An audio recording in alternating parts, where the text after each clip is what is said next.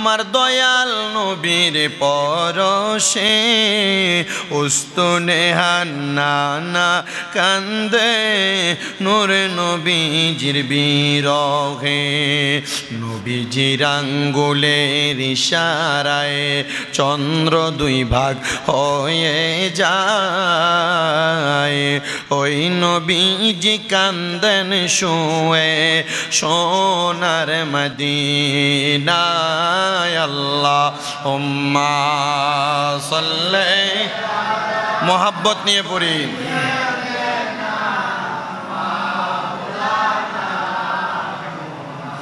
ওয়া আলা আলি সাইয়্যিদিনা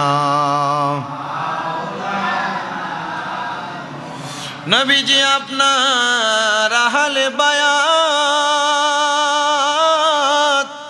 হযরত আলী ও মা ফাতেমা হাসান হোসেন জান্নাতের সরদার তাদেরকে ভালোবাসলে জান্নাত ঠিকানা আল্লাহুম্মা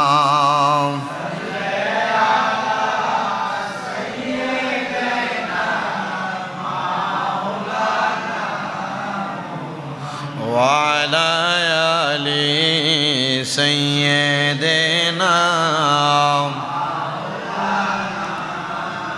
কারবালার করুণ কাহিনী কেমনে বলা যায় কারবালার করুণ কাহিনী কেমনে বলা যায় নবীর আওলাদ শহীদ করলো নবীর আওলাদ শহীদ করলো নিষ্ঠুরে জিদায় কারবালার করুণ কাহিনী কেমনে যায় বলেন কারবালার করুণ কাহিনী দয়াল নবী যেই গলেতে চুমো খেতেন দিনে রাতে চুমো খেতেন দিনে রাতে দয়াল নবী যেই গলেতে চুমো খেতেন দিনে রাতে দয়াল নবী যেই গলেতে চুমো খেতেন দিনে রাতে আর সেই গলেতে বিষের চুরি সেই গলেতে বিষের চুরি সীমারে চালায় কারবালার করুণ কাহিনী কেমনে বলা যায় বলো কারবালার করুণ কাহিনী মা ফাতেমার কান্নার সুরে বিশ্বভুবন হায় হায় করে বিশ্বভুবন হায় হায় করে মা ফাতেমার কান্নার সুরে বিশ্বভুবন হায় হায় করে কান্দেন নবী ও কাতরে কান্দেন নবী ও কাতরে থাইকার আওয়াজ কারবালার করুণ কাহিনী কেমনে বলা যায় বলেন কারবালার করুণ মুসলিমের দুই অবুঝ ছেলে শিরে কাটাইল সেই দরজালে শিরে কাটিল সেই দরজালে সুকেতে ভানুবাসে আজ গরকে হারায় কারবালার করুণ কাহিনী কেম যায় বলো কারবালার করুণ কাহিনী নবীর আওলাদ শহীদ করলো, নবীর আওলাদ শহীদ করলো নিষ্ঠুরে জিদায় কারবালার করুণ কাহিনী যায় আল্লাহুম্মা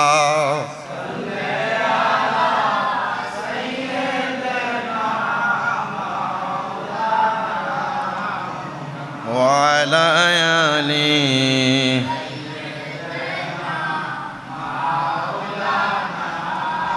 لا إله إلا الله لا إله إلا الله لا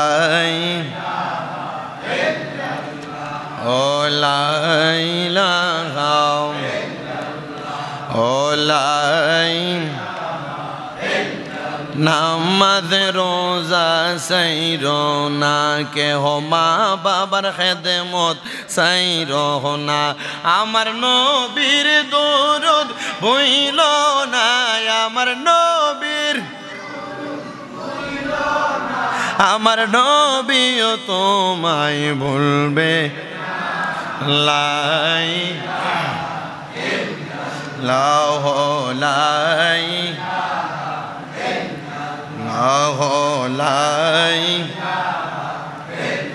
লা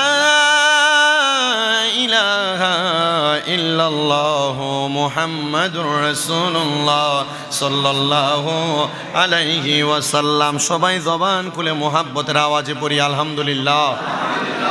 মুআজ্জাজ সদরে মোহতারাম, দিগার দিনদার ইমানদার মুত্তাকিন, এই দৌলতপুর জামে মসজিদের সম্মানিত মুসল্লিনে কেরাম, আজকে পবিত্র মুহররমুল হারাম সম্মানিত মুহররম মাসের দ্বিতীয় জুমার নামাজে মহান আল্লাহ জাল্লা শানহু আমাদেরকে আসার বসার তৌফিক এনায়েত করেছেন। সে আল্লাহ তাআলার শুকরিয়া আদায় করে মুহাব্বতের আওয়াজে পড়ি আলহামদুলিল্লাহ। উপস্থিত হাজিরিন, গত জুমায় আমরা মহান আল্লাহ তাআলার কোরআনুল করিম এবং রসুল পাকের হাদিসে মুবারাকা থেকে প্রথমে আশুরার ফজিলত বরকতের বয়ান করেছিলাম, তারপর আমরা প্রতিবেশীর হকের বয়ান করেছিলাম।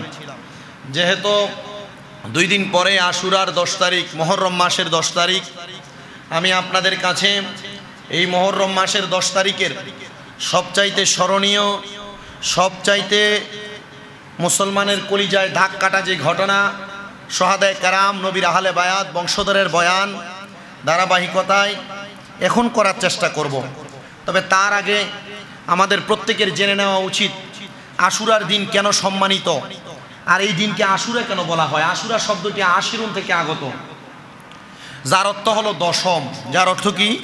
দশম, মানে 10তম দিন। আর এই দিনে আল্লাহ তাআলা মহিমান্বিত বড় বড় অনেকগুলো ঘটনা ঘটাইছেন। এর মধ্যে 1 নাম্বার, হযরতে আদম আলাইহিস সালাতু ওয়াস সালামের তওবা কবুল করেছিলেন আল্লাহ তাআলা আশুরার দিনে। জোরে পড়ি সুবহানাল্লাহ। 2 নাম্বার, হযরতে ইদ্রিস আলাইহিস সালাতু ওয়াস সালামকে আল্লাহ তাআলা যেই দিন দুনিয়া থেকে জীবিত অবস্থায় চতুর্থ আসমানে তুলে নিয়ে রাখছেন, এই দিন আশুরার 10 তারিখের দিন। 3 নাম্বার, হযরতে নূহ আলাইহিস সালাতু ওয়াস সালামের নৌকা যখন প্লাবনের মধ্যে ভাসতেছিল, যদি পাহাড়ের সাথে যেই দিন এই নৌকাকে আটকায় আল্লাহ মুক্তি দিয়েছেন, এই দিন আশুরার 10 তারিখের দিন। 4 নাম্বার, হযরত ইব্রাহিম আলাইহিস সালাতু ওয়াস সালাম জন্মগ্রহণ করেছিলেন আশুরার 10 তারিখ, এবং ইব্রাহিম আলাইহিস সালাতু ওয়াস সালামকে খলিলুল্লাহ, আল্লাহর বন্ধু উপাধি দিয়েছিলেন এই আশুরার 10 তারিখ। এবং নমরুদের আগুন থেকে যে রক্ষা করেছিলেন আল্লাহ, সেই দিনও হচ্ছে আশুরার 10 তারিখ। জোরে সরে পড়ি সুবহানাল্লাহ।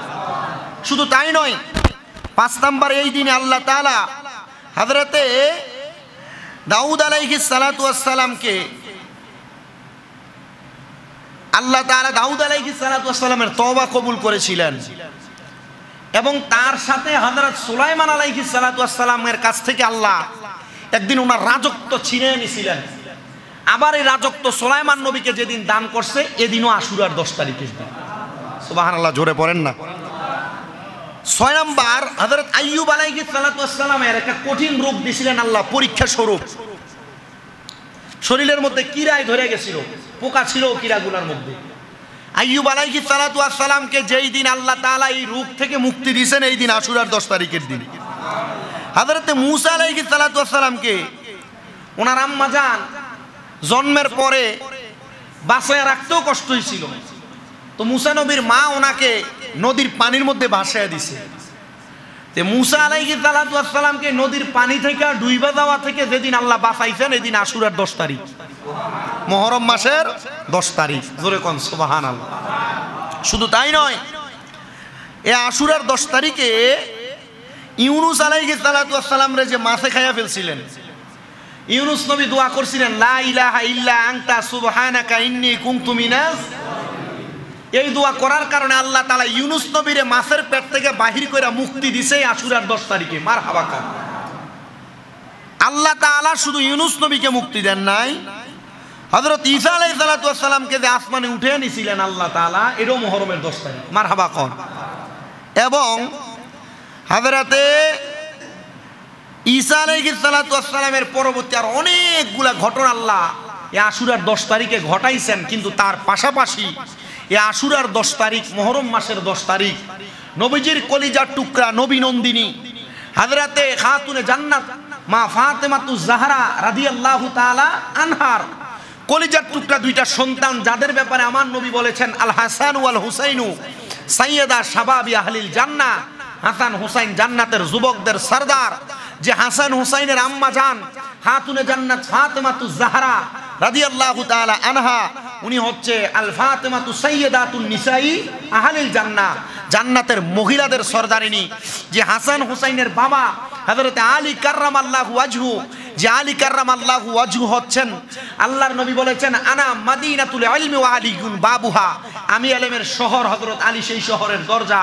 সেই কলিজার টুকরা মাওলা আলীর সন্তান ইমাম হাসান হুসাইন রাদিয়াল্লাহু তাআলা আনহুমা, এই দুই ভাইয়ের এক ভাই ইমাম হুসাইন রাদিয়াল্লাহু তাআলা আনহুকে ওই কারবালার ময়দানে যেই দিন শহীদ করা হয়েছে সেদিন হচ্ছে মুহররমের 10 তারিখের জন্য আশেক সুরে সুরে লিখেছে মুহররমের 10 তারিখে, মুহররমের 10 কি গটাইলেন রাব্বানা, হায়রে কি গটাইলেন কলিজা ফাটিয়া যায় গো শুনিলে তার ঘটনা। মুহররমের 10 কি গটাইলেন রাব, হায়রে কি গটাইলেন কলিজা ফাটিয়া যায় গো শুনিলে তার ঘটনা। হাসান শহীদ জহরেতে, হোসেন শহীদ কারবালায়, হায়রে হোসেন শহীদ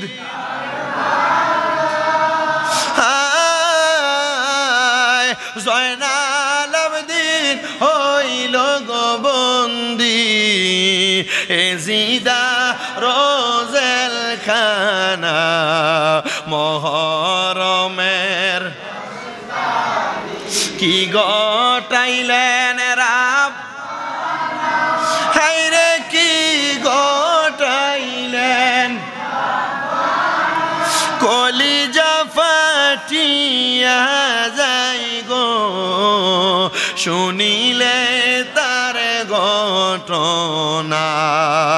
ময়ূরনা ময়ূরনারে জয়নাল, ময়ূরনা ময়ূরন তুমি জয়নাল ময়ূরনা, হায়রে তুমি জয়নাল, তুমি জয়নাল গেলে গো মারা, নবীর বংশ থাকবে না।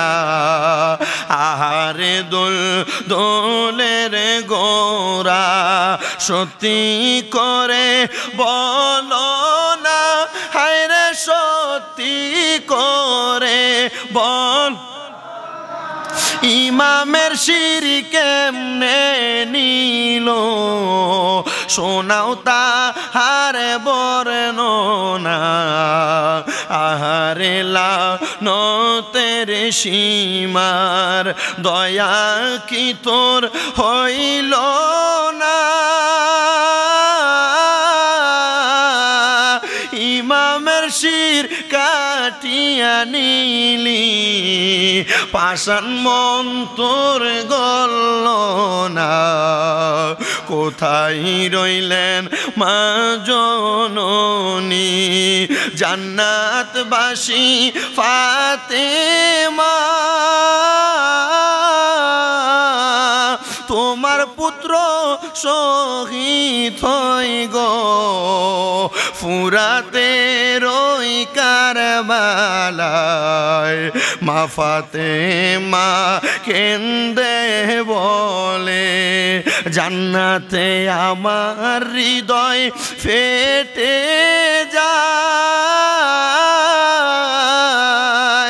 আজ বুঝি সুখের আগুন লাগল মা ফাতেমার কলিজায় মহরমের 10 কি গটাইলেন রাব হায়রে কি গটাইলেন কলিজা ফাটিয়া যাই গো শুনিলে তার সবাই জবান খুলে মোহাব্বতের আওয়াজে পড়ি আলহামদুলিল্লাহ। মহান আল্লাহ জাল্লা শানুহু আল্লাহ তাআলার ইবাদতের লক্ষ্যে আল্লাহর ঘরে মসজিদে আজকে আমরা এসেছি। আল্লাহর শুকরিয়া আদায় করার একটু তৌফিক আল্লাহ আমাদেরকে দিয়েছেন, আরেকবার পড়ি আলহামদুলিল্লাহ। উপস্থিত হাজিরিন, মহান আল্লাহ তাআলা কুরআনুল কারীমের মধ্যে সূরা আহজাবের 33 নম্বর আয়াতে আল্লাহ তাআলা ঘোষণা করেছেন বিসমিল্লাহির রহমানির রহিম ইন্নামা ইউরিদুল্লাহু লিইয়ুযহিবা আনকুমুর রিজসা আহলাল বাইতি ওয়া ইউতাহহিরাকুম তাতহীরা। আপনারা বলেন এই কুরআনুল কারীমের আয়াত যিনি বলেছেন তিনি কি? আল্লাহ তাআলার কুরআনুল কারীমের আয়াতের উপর দিয়ে কলম বসানোর মতো ক্ষমতা পৃথিবীর কোন সাধারণ জনতার আছে? পৃথিবীর কোন পাবলিকের আছে? কোন আলেমের আছে? কারণ আল্লাহ এক, আল্লাহ আল্লাহ প্রদত্ত ক্ষমতায় ক্ষমতাসীন। আল্লাহ তাআলা কুরআনুল কারীমের মধ্যে বলেন নিশ্চয় আল্লাহ তাআলা আহলে বায়াত থেকে সকল প্রকার অপবিত্রতা দূর করে আল্লাহ তাআলা তাদেরকে পবিত্র করতে চান। জোরে পড়ি সুবহানাল্লাহ। এখন আসেন আহলে বায়াত কারা, তাদের পরিচয় কি, চিনবেন কিভাবে? রাহমাতুল লিল আলামিন নবীজির একটা হাদিসে মুবারাকা, যে হাদিস শরীফটা মুসলিম শরীফের 2য় খণ্ড 283 নম্বর পৃষ্ঠা 2524 নম্বর হাদিস। রাসূল সাল্লাল্লাহু আলাইহি সাল্লাম বলেন শীত একবারে প্রচন্ড শীতের সকালবেলা আমি আমার ঘর মোবারক থেকে বের হইয়া নবীজি রওজা মোবারক থেকে বের হইলে ঠিক ডান দিকের কর্নারে, যেদিকে কেবলা, কেবলা থেকে ডানের কর্নার বরাবর একটা রোড গেছে, যে রোডটা ঠিক বরাবর মসজিদে কুবার দিকে গেছে। যে কুবা মসজিদ এবং মদিনা শরীফের মাঝ বরাবর খাতুনে জান্নাত মা ফাতেমার বাড়ি এবং হযরতে আলী রাদিয়াল্লাহু তাআলা আনহু যে জায়গায় বিচার করতেন, আদালতে আলী যে জায়গাকে বলে, আমি নিজে জিয়ারত করে আসছি সেই জায়গা। আল্লাহর নবী রাহমাতুল লিল আলামিন নবী তিনি বলেন আমি সকালবেলা একবারে শীতের সকালবেলা মসজিদে কুবা রাস্তা ধরে রওনা করলাম। রওনা করার পরে আমি মসজিদে কুবার মধ্যে প্রত্যেক সোমবারে 2 রাকাত করে নামাজ আদায় করতাম। নবীজি যে 2 রাকাত নামাজ প্রত্যেক সোমবারে মসজিদে কুবার মধ্যে আদায় করতেন, এরপরে আমার আল্লাহ তাআলা নবীর মাধ্যমে জানিয়ে দিলেন এই কুবা মসজিদের মধ্যে কেউ যদি মাত্র 2 রাকাত নফল নামাজ আদায় করে আল্লাহ তাআলা তার আমল নামার মধ্যে একটা কবুল মকবুল উমরা হজের সওয়াব দান করে দিবে। জোরে বলি সুবহানাল্লাহ। নবী আমার ডাক দিয়ে বলে জগতের আমার উম্মতের দলেরা, আমি নবী রওনা করলাম কুবা মসজিদে 2 রাকাত নামাজ আদায় করে আমি নবীজি যখন মদিনার দিকে রওনা করে চলে আসব, আমি নবীজির মনের মধ্যে আমার কলিজার টুকরা কন্যা খাতুনে জান্নাত ফাতেমাতুজ জহরার জন্য আমার মনে একটু মায়া লাগা গেল। নবী আমার ডাক দিয়া বলে, আমার শুধু ফাতেমার জন্য মায়া লাগে নাই, আমি দয়াল নবীজির কলিজার টুকরা দুইজন নাতি হযরত ইমাম হাসান রাদিয়াল্লাহু তাআলা আনহু, ইমাম হুসাইন রাদিয়াল্লাহু তাআলা আনহুর জন্য আমার মনের মধ্যে একটু মায়া লাগলো। রহমতের নবী বলেন, উম্মত আমার, আমি রওনা করলাম মসজিদে নববীর আগে। আমি নবী খাতুনে জান্নাতের ঘরের দরজার মধ্যে গেলাম। আমি যে সেখানে সালাম প্রদান করলাম, আসসালামু আলাইকুম ওয়া রাহমাতুল্লাহ বলে। সালাম দেওয়ার সাথে সাথে খাতুনে জান্নাত ফাতেমাতুজ জহরা আমার জন্য ঘরের দরজাটা খুলে দিয়ে হালা ওয়া সাহালান মারহাবান বলে স্বাগতম জানাইলেন। আমি সেই ঘরের মধ্যে প্রবেশ কইলাম। আমি আমার খাতুনে জান্নাত ফাতেমাকে আমার সামনে ডাক দিলাম, হযরত আলী কাররামাল্লাহু ওয়াজহুকে আমার সামনে ডাক দিলাম। আমি ডাক দেওয়ার সাথে সাথে আমার ফাতেমা এবং মৌলা আলী আমার সামনে আগমন করলেন। নবী আমার বলে, আগমন করার সাথে সাথে আমি কি করলাম জানো? মিরতুম মুরাহালুন مرحل من شعر أسود فجاء الحسن بن علي فادخله ثم جاء الحسين بن حسين فادخله معه ثم جاءت فاطمة فادخلها ثم جاء علي فادخله ثم قال إنما يريد الله ليذهب عنكم الرجس أهل البيت ويطهركم تطهيرا। আমি আমার ওই চাদরের নিচে ডাক দিলাম, ও হযরত ইমাম হাসান রাদিয়াল্লাহু তাআলা আনহু, আমার এই কালো রঙের চাদরের নিচে তুমি প্রবেশ করো। নবী বলেন, আমি ডাক দিলাম, ও হযরত ইমাম হুসাইন রাদিয়াল্লাহু তাআলা আনহু, তুমি আমার এই চাদরের নিচে প্রবেশ করো। মাঝখানে আমার দয়াল নবী ইমাম হাসান ইমাম হুসাইন রাদিয়াল্লাহু তাআলা আনহুমা। আল্লাহর নবী বলেন, আমি ডাক দিলাম, ও আলী গো ফাতেমা, তোমরা আমার চাদরের নিচে প্রবেশ করো। এবার আমি আমার আল্লাহর কাছে হাত তুলে দোয়া করলাম, আল্লাহুম্মা হাউলাই আহলু বাইতি, আল্লাহ আপনি এদেরকে কবুল করেন, এরা হলো আমার আহলে বায়াত। আমি নবী আল্লাহর কাছে দোয়া করতে দেরি গো, আমার আল্লাহর সাথে সাথে আয়াত নাযিল করে দিয়েছে। বন্ধু আমার, হাবিব আমার, দোস্ত আমার, আপনার যারা বংশধর, আপনার যারা আহলে বায়াত, আমি আল্লাহ তাআলা এদের থেকে সকল প্রকার অপবিত্রতা দূর করে দিয়েছে। বলেন সুবহানাল্লাহ।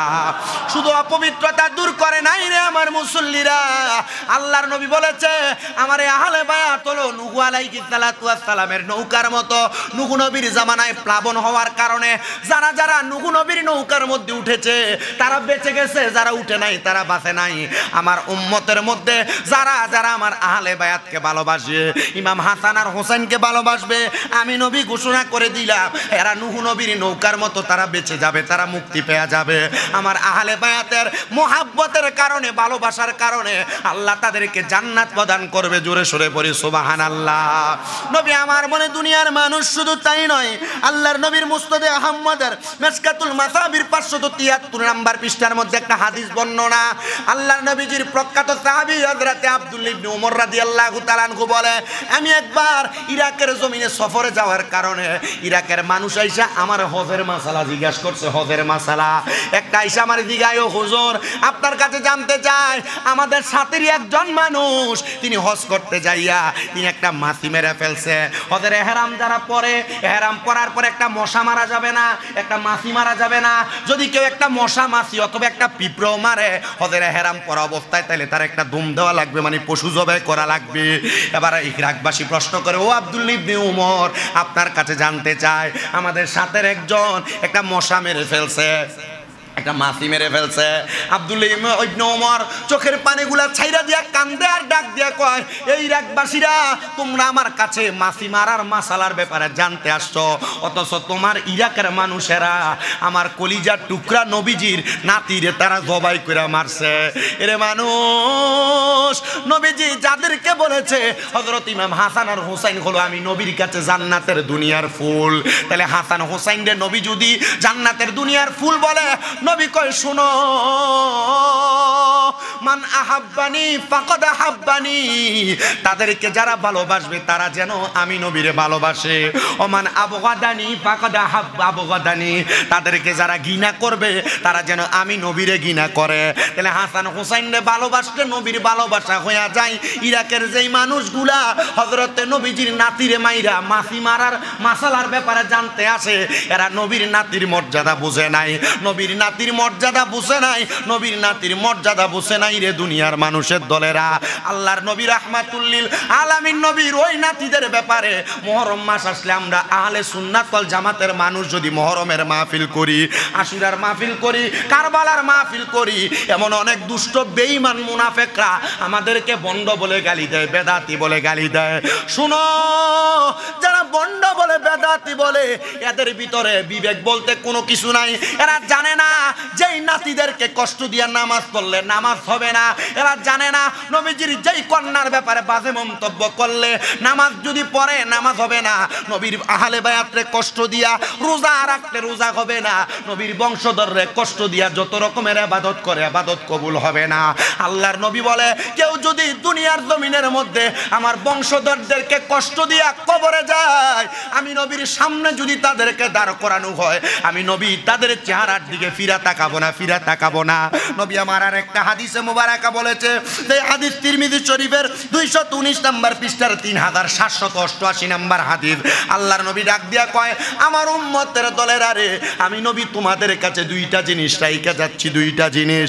এর মধ্যে একটা হলো আল্লাহ তাআলার কোরআন, আর একটা হলো আমার ইতরাত মানে আমার আহলে বায়াত। মনে রাখবা, এদেরকে যারা মুহাব্বত করবে, ভালোবাসবে, আমি নবী রাহমাতুল লিল আলামিন নবী তাদেরকে যারা জান্নাতের মধ্যে প্রবেশ করব না। আমার নবী বলে, তোমরা এই দুইটা থেকে বিচ্ছিন্ন হইবা না। কোরআনকে আঁকড়ে ধরবা, আমার আহলে বায়াতকে আঁকড়ে ধরবা, আহলে বায়াতকে ভালোবাসবা। আমরা যারা সুন্নি দাবি করি, আমরা মুহররম মাস আসলে শুহাদায়ে কারবালারে স্মরণ কইরা একটু মিলাদের ইন্তজাম করি। আমরা বিশ্বাস করি গো, আহলে বায়াতের মুহাব্বতে তাদেরকে স্মরণ করে দোয়া দুরূদ পড়লে, কোরআন খতম করলে, এগুলার মাধ্যমে আল্লাহ তাআলা আমাদেরকে নাজাত প্রদান করবে। তবে মুসলমান মনে রাখতে হবে, শুধু মিলাদ মুহররম নিয়ে পড়ে থাকলেও চলবে না। এটার পাশাপাশি নিজেকে 5 ওয়াক্ত নামাজি হওয়া লাগবে। কারণ কারবালার কুরবানি স্মরণ করো, প্রাণ ভরে সকলে নামাজ পড়ো। ডক্টর আহমদ পেয়ারা বাগদাদি হুজুর কেবলা কথায় কথায় এই বাণীটা প্রচার করেছে। কারবালার কুরবানি এমনি হয় নাই। হযরত ইমাম হুসাইন রাদিয়াল্লাহু তাআলা আনহু ইমাম আলী মাকাম কারবালার ময়দানে যখন শহীদ হয়ে যায়, ওই কারবালার ময়দানে ইমামের বুকের মধ্যে তীর মারছে, 22টা তীর মারছে। ইমাম হুসাইন রাদিয়াল্লাহু তাআলা আনহুর ওই তীরের আঘাত, তরবারির আঘাতের পরে ওই শিমন নামক লোকটা ওনার পিঠের মধ্যে উইঠা বসছে। ইমাম হুসাইন বলছে, আমার গলার মধ্যে তারা কতবার তরবারি দিয়ে আঘাত করছে, তরবারি তাদের হাত থেকে পড়ে যায়, তরবারি দিয়ে আমি ইমাম হুসাইনের গলা তারা কাটতে পারে না। আমি জিজ্ঞাসা করছি, কারণটা কি জানো? কারণটা কি জানো? এই গলার মধ্যে তরবারি দিয়ে কাটতে পারবা না। এই গলার মধ্যে রাহমাতুল লিল আলামিন দিনে রাইতে চুম্বন করছে। যে গলায় চুমু খেতেন আল্লাহর হাবিব নবী মুস্তাফাই, কিভাবে সেই গলাতে বিষের ছুরি শিমরে চালাই। হে হোসেন নবীজির আওলাদ সালাম জানাই, মোরা তোমায় সালাম জানাই, মোরা তোমায় বলেন সালাম জানাই। হে হোসেন নবীজির আওলাদ সালাম জানাই, মোরা তোমায়। জানি না কেমন করে ছিলেন নবী সোনার মদিনায়, জানি না কেমন করে ছিলেন নবী সোনার মদিনায়। যে সময় দুষ্ট ইজিদ হোসেনের গলায় তলোয়ার চালাই, হোসেন নবীজির আওলাদ সালাম জানাই, মোরা তোমায়। যে মাথায় হাত বুলিয়ে ঘুম পাড়াতে পরাতেন আম্মা ফাতেমায়, যে মাথায় হাতে বুলিয়ে ঘুম পাড়াতেন আম্মা ফাতেমায়, কিভাবে সেই মাথাকে নীল তারা তীরেরও আগায়। হে জিরা ওলাদ সালাম জানাই মোরা তোমায়। আল্লাহুম্মা সাল্লি আলা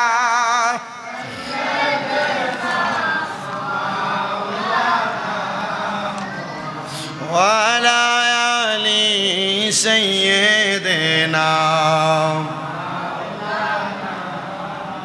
সবাই মোহাব্বতের আওয়াজে দুরূদ শরীফ পড়ি। আল্লাহুম্মা সাল্লি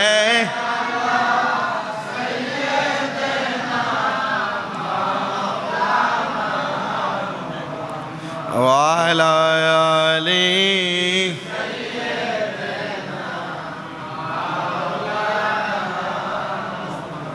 মুহররমের 10 তারিখে কি ঘটাইলেন রব্বানা, কলিজা ফাটিয়া যায় গো শুনিলে তার ঘটনা। আল্লাহ সব খালি হইছে মানুষের তাই লইতেন ঘুরে নাম নেই, নিজেরা করন জানা কিছু। ওয়ালা আলি সাইয়্যিদিনা। আমার মুসলমান ইমানদারেরা মনোযোগ দিবেন। ইমাম হুসাইন পাক রাদিয়াল্লাহু তাআলা আনহুর গর্দান মোবারক যখন আলাদা করার জন্য সিমন ওনার পিঠের মধ্যে বসেছিলেন, ইমাম হুসাইন বলছেন আমার গর্দান তোমরা কাটতে পারবা না, কারণ আমার গলা মোবারকের মধ্যে আমার নানা দিনের রাইতে চুমু খাইছে, কারণ রহমতের নবীর ঠোঁট মোবারক যেই জায়গার মধ্যে লাগছে এই জায়গা তরবারি দিয়া কাটা যাবে না। জোরে পড়ি মারহাবা। তবে কাটতে পারবা, আমি 2 রাকাত নামাজ আদায় করব, সেই সময় পর্যন্ত অপেক্ষা করো। ইমাম আলী মাকাম ইমাম হুসাইন রাদিয়াল্লাহু তাআলা আনহু 2 রাকাত নামাজের জন্য নিয়ত করে দাঁড়াইছেন। 1 রাকাত নামাজ পড়ছেন, 2য় রাকাতে রুকু দিতেন, একটা সাজদা দিছেন।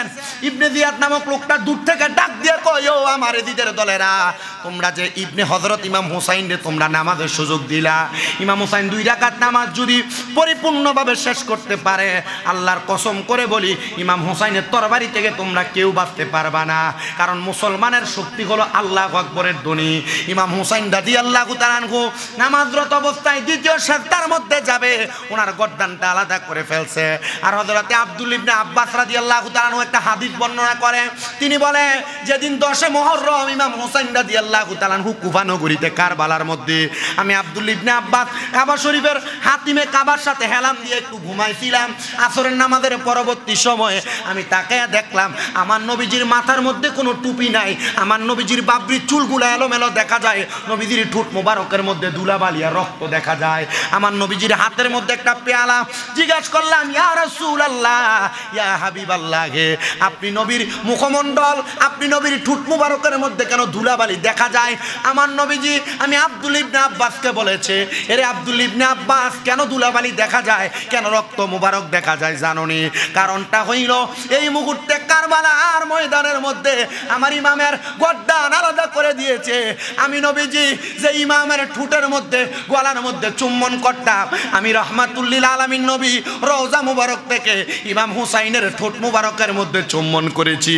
এই জন্য ইমামের দুলো মাখাওয়ালা ঠোঁটের দুলাবালিগুলা আমি নবীজির মুখে দেখা যায়।